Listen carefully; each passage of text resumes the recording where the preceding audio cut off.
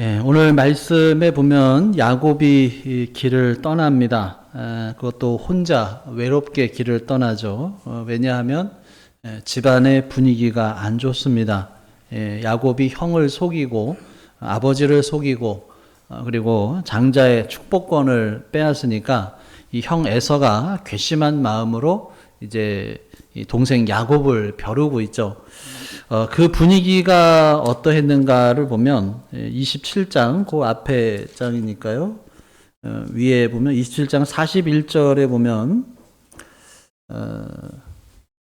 같이 읽어볼까요? 시작. 그의 아버지가 야곱에게 축복한 그 축복으로 말미암아 에서가 야곱을 미워하여 심중에 이르기를 아버지를 곡할 때가 가까웠은즉 내가 내 아우 야곱을 죽이리라 하였더니 아버지가 이제 돌아가시면 야곱 너는 죽었다 이제 죽이겠다 이거죠. 아주 살벌한 그런 분위기였기 때문에 야곱은 야반 도주를 해서 종 하나 데리고 가지 못하고 그냥 자기 몸 하나 딸랑 챙겨서 그냥 도망가고 맙니다. 형 에서와 다르게 야곱은 집 밖에 이렇게 돌아다니는 사람이 아니었어요. 집 안에서만 곱게 자란 얌전한 사람이죠. 형 에서는 뭐 밖에 나가면서 사냥도 하고 이랬던 사람인데 야곱은 그렇지가 않았다는 거예요. 그랬던 야곱이 집을 떠나서 이제 혼자 길을 나선 거예요. 얼마나 불안했겠냐라고 하는 거예요. 자, 그러다가 광야에서 혼자 이제 잠이 듭니다. 그 외로움의 느낌이 광야는 이제 다른 지역보다 훨씬 더하죠. 아무도 없고 달빛만 서늘하게 비치는 그런 광야, 그곳에서 돌을 베개를 삼아서 서럽게 잠자리에 눕습니다. 그리고 그 곁에 아무도 없어요. 그래서 11절에 보면 11절 같이 읽어볼까요? 시작. 한 곳에 이르러는 해가 진지라 거기서 유숙하려고 그곳에 한 돌을 가져다가 베개로 삼고 거기 누워 자더니, 자, 그런데 이때 하나님께서 야곱을 찾아오셔요. 야곱이 꿈을 꿉니다. 근데 그 꿈에 눈에 띄는 것이 있는데 그것이 뭐냐? 사닥다리예요. 자, 12절 같이 읽어보겠습니다. 시작. 꿈에 본즉 사닥다리가 땅 위에 서 있는데 그 꼭대기가 하늘에 닿았고 또 본즉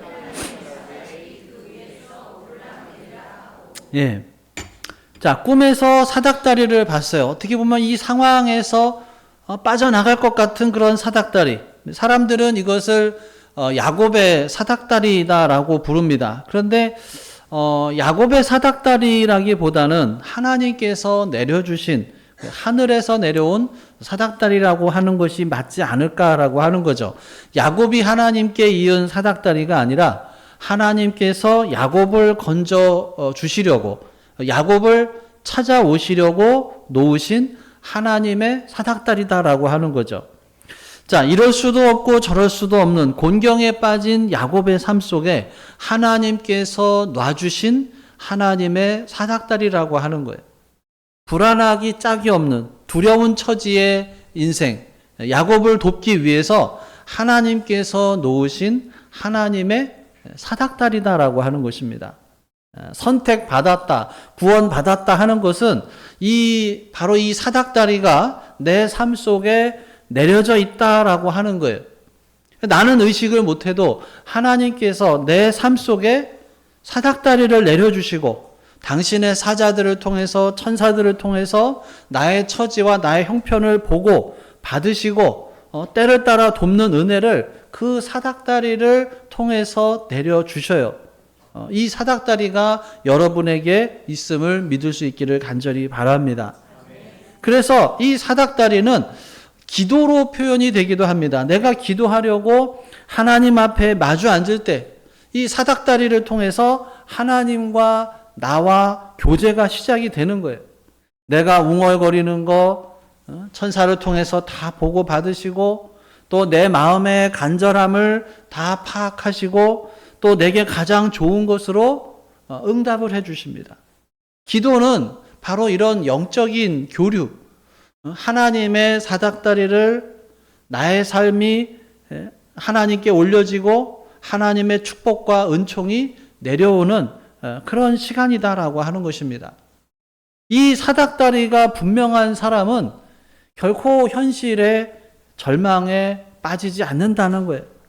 나의 힘으로 이 현실에서 빠져나오려고 발버둥 치면 칠수록 계속 빠져들어가는 현실이지만 하늘에서 내려온 이 사닥다리로 인해서 더 이상 이 현실 속에 빠져들지 않는 거죠. 진흙벌 같은 이 땅에서도 계속해서 천국의 삶을 살아갈 수 있는 통로다라고 하는 것입니다. 사랑하는 여러분, 다른 것은 몰라도 이 하나님의 보좌에 닿은 이 하나님의 사닥다리만큼은 여러분들에게 분명할 수 있기를 간절히 바랍니다. 이 사닥다리를 통해서 현실을 극복하는 힘을 얻기를 주님의 이름으로 축원합니다. 자, 그 사닥다리 꼭대기에 앉아 계시는 하나님께서 야곱에게 말을 걸어 오셔요. 자, 근데 이 말씀을 보니까 하나님과 야곱이 처음 만나는 것 같아요. 말로만 듣던 하나님. 야곱은 말로만 듣던 하나님이에요. 귀로만 듣던 하나님이에요. 그랬던 하나님을 직접 만나는데 그 하나님께서 당신을 소개하셔요. 자, 뭐라고 소개를 하실까요? 우리가 가끔 이렇게 사람들 만나면 이렇게 명함을 이렇게 막 돌리잖아요. 뭐 어떤 분은 명함에 자기 뭐 직분이 너무 많아요. 뭐 무슨 어디 이사장, 뭐 어디 뭐 지도위원장, 뭐 어디 뭐 후원회장, 무슨 방범회장, 뭐 이런 걸로 그냥 직책들이 너무 많아서 참 외우기도 힘든데, 그러니까 다 처음 만난 상대에게 자기를 소개할 때는 좀 거창하게 좀 이렇게 하고 싶어 하죠. 자, 그러면 하나님께서 야곱을 만나서 당신을 소개하셔요. 뭐라고 하실까요? 나는 창조자요. 나는 거룩한 자고 세상의 주권자고 심판주고 알파와 오메가다. 좀 이렇게 소개를 하실 것 같은데 뭐라고 하시느냐? 자, 13절에 보면 뭐라고 하시냐면 나는 여호와니 너의 조부 아브라함의 하나님이요 이삭의 하나님이라. 그 엄청나면서도 많은 자신의 소개를 다 생략하고 나는 창조주고 나는 알파와 오메가고 세상의 모든 것을 다스리는 주권자고 심판주고 이게 아니고 뭐라고 하셔요? 나는 너의 할아버지의 하나님이고 네 아버지의 하나님이다. 하나님이 얼마나 가깝게 다가와요. 성경에 너의 조부 아브라함의 하나님이요 이삭의 하나님이다 이렇게 표현되어 있는데 이사야서 41장 8절에 이렇게 또 당신을 소개해요. 그러나 나의 종도 이스라엘아 내가 택한 야곱아 나의 벗 아브라함의 자손아. 아브라함을 하나님께서는 벗 친구라고 하시면서 그의 후손들을 향해서 나의 벗 아브라함의 자손아. 내 친구 아브라함의 자손아. 얼마나 정겹게 하나님께서 다가오시느냐라고 하는 거예요. 믿음의 아버지, 믿음의 어머니인 여러분들 끝까지 믿음 생활 잘 하셔서 여러분의 자녀들에게 하나님께서 당신 소개를 하실 때 나는 내 아버지, 내 어머니의 하나님이란다. 이렇게 소개될 정도로 하시기를 간절히 바랍니다. 그보다 큰 유산, 그보다 큰 축복이 없어요. 내 아들이, 내 딸이, 내 손자가 삶의 곤경에서 어찌할 줄 모를 때 하나님께서 찾아가셔서 나는 네 아버지, 네 엄마가 섬기던 그 하나님이란다. 내가 너를 도와줄게. 이런 복을 넘겨주시라는 거예요. 자, 이렇게 자신을 가깝게 소개하신 하나님, 곧바로 뭐라고 하셔요? 그 뒤에 13장 후반에 보면 내가 누워있는 땅을 내가 너와 내 자손에게 주리니 14절 같이 읽겠습니다. 내 자손이 이 땅에 티끌같이 되어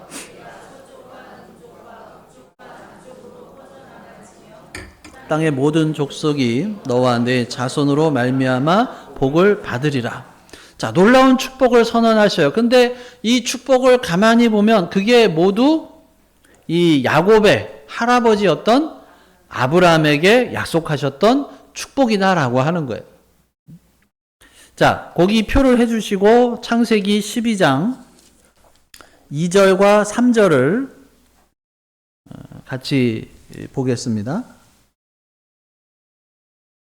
창세기 12장 2절 3절 시작.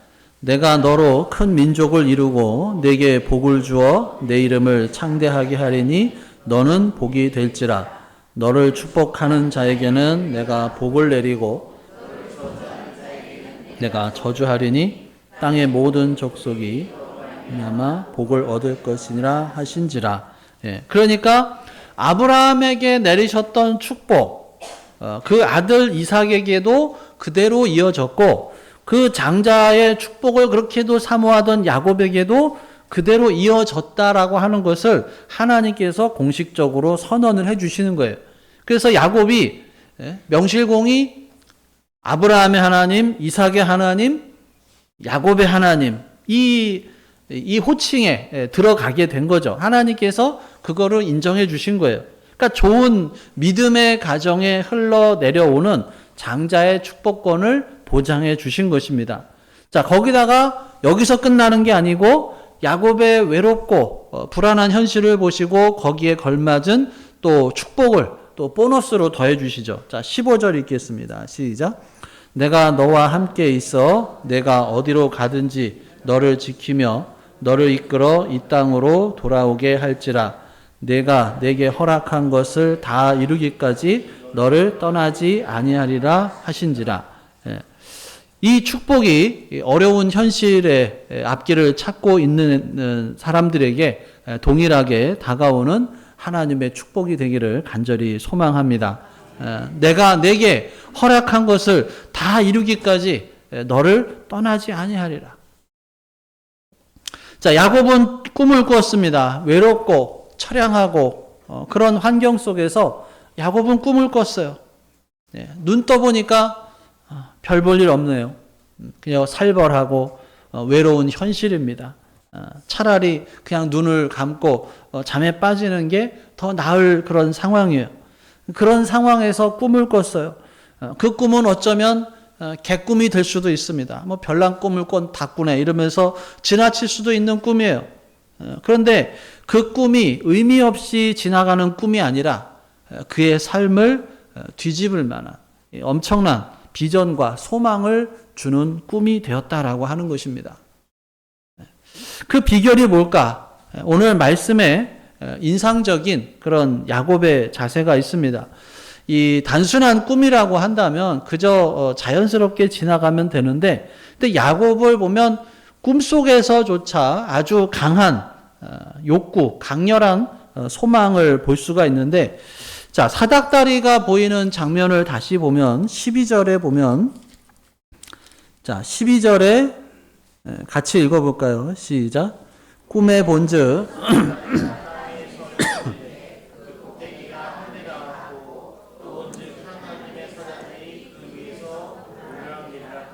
예.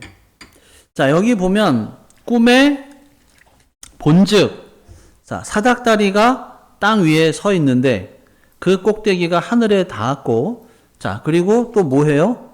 또 본즉. 예. 그러니까 꿈에서 봤어요. 봤더니 뭐가 있어요? 사닥다리가 있어요. 그리고 또 봤어요. 그러니까 뭐가 있어요? 하나님의 사자들이 그 위에서 오르락 내리락 하더라는 거예요. 자, 그리고 13절에 보면 또 뭐라고 돼 있어요? 또 본즉. 또 보니까 뭐가 있어요? 여호와께서 그 위에 서서 계셨다라고 하는 거예요.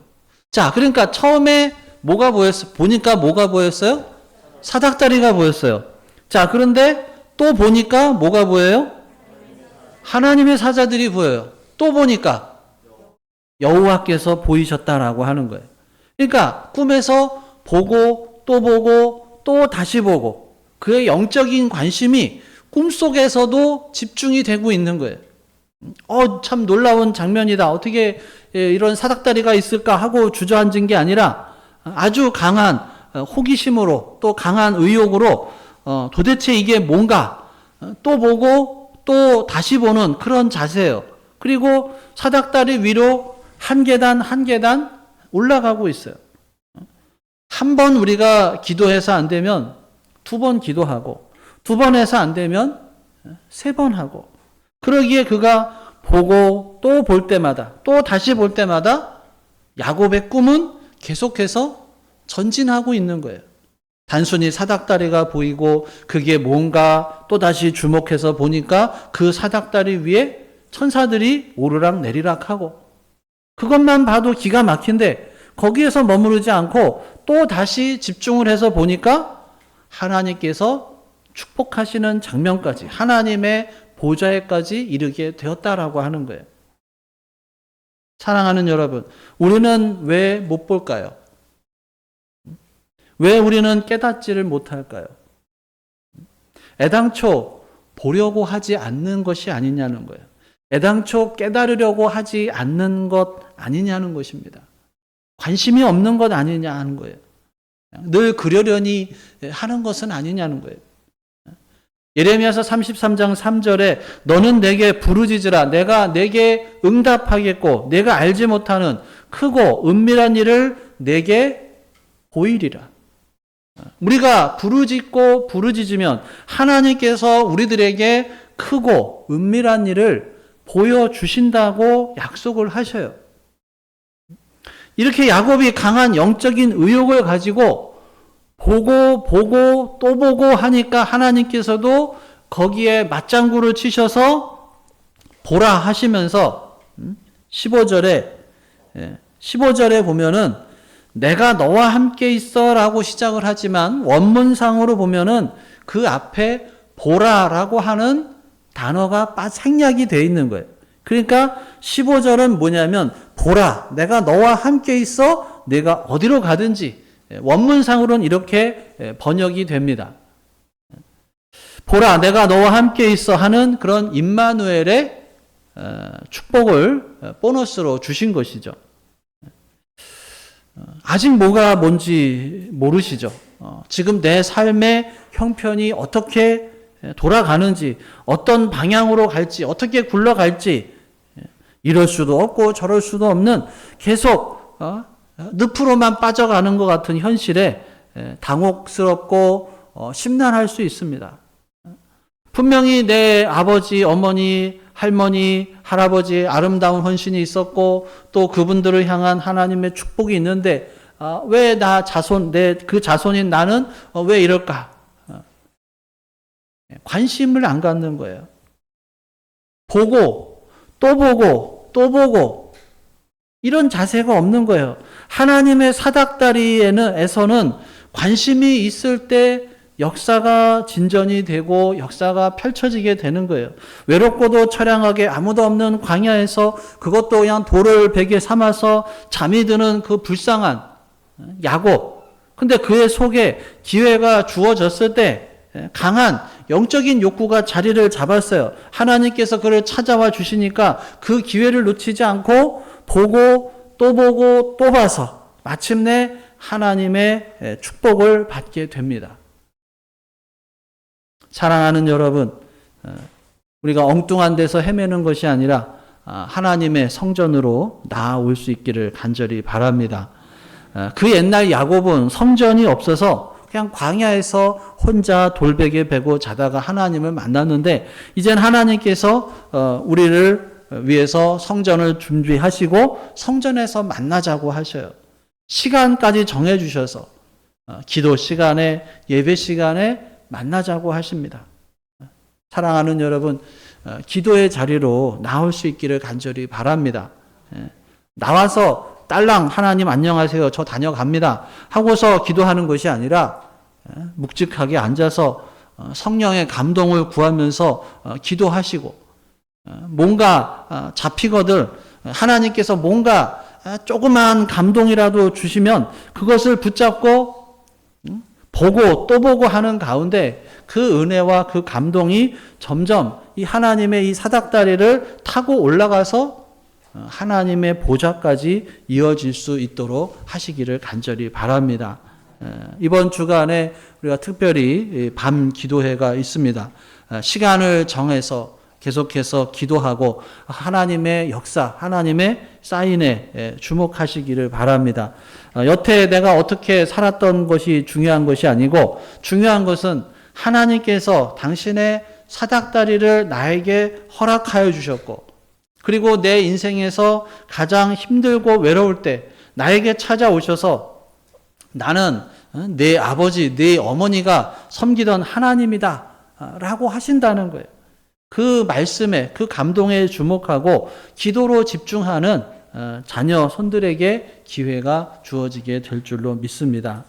하나님의 사닥다리를 통해서 응답과 축복의 역사가 있기를 주님의 이름으로 축원합니다. 기도하겠습니다. 오늘 주신 말씀 생각하며 함께 기도합니다. 나에게 주신 말씀이 무엇인지, 또 내가 붙잡아야 할 말씀이 무엇인지, 또 내가 순종해야 할 말씀, 삶 속에서 적용해야 할 말씀이 무엇인지 다시 한번 우리 마음속에 계시는 성령 하나님의 음성에 귀를 기울여 보겠습니다.